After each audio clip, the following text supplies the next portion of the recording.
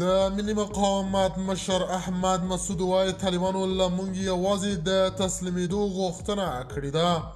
طالبانو ویلي موږ ټولو سیاسي او عسکرو او داسې نور پوځي مشرانو ته عفه کړې ده چې راضي شي خپل هیواد ته او په ارامه خپل هیواد کې دې ژوند وکړي.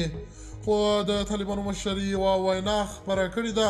هغه ویلي دي هیڅ سیاسي مشر او عسکر ته اجازه نه ورکول کیږي چې په دغه حکومت کې دنده ترسره کړي.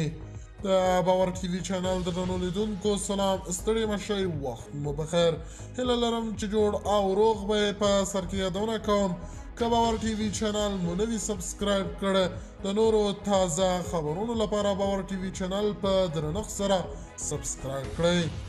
د ملي مقاومت په نامه د طالبانو ضد جبهې مشر احمد مسعود په خپلو تازه څرګندونو کې ویلي چې له طالبانو سره د دغې ډلې خبرې بریالي نه وي.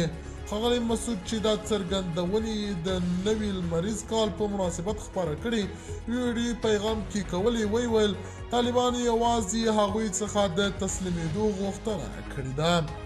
له بده مرغه موږ د طالبانو په خبرو کې له دوو موضوعاتو پرته بل څه نه درلودلې. خو طالبانو موږ ته وویل چې تاسو ته عفه شئ او راشئ خپل هیواد ته په ډاډه ژوند او په ښه ارامه سره خپل هیواد کې ژوند کولی شئ. خو هغوی وویل چې موږ هیڅ حکومتي غړي ته اجازه نه ورکوو چې زموږ په حکومت کې دنده ترسره کړي. کوم چا چې جمهوري نظام کې دنده ترسره کړې وي نو هغه په دغه نظام کې نشي داخلېدلی. د باور ټي وي چینل درنو لیدونکو دا و زموږ د دې مهال چمتو کړی خبر.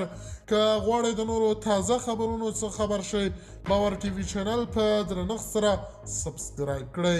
د الله په امان، تر بیا خیر چارې.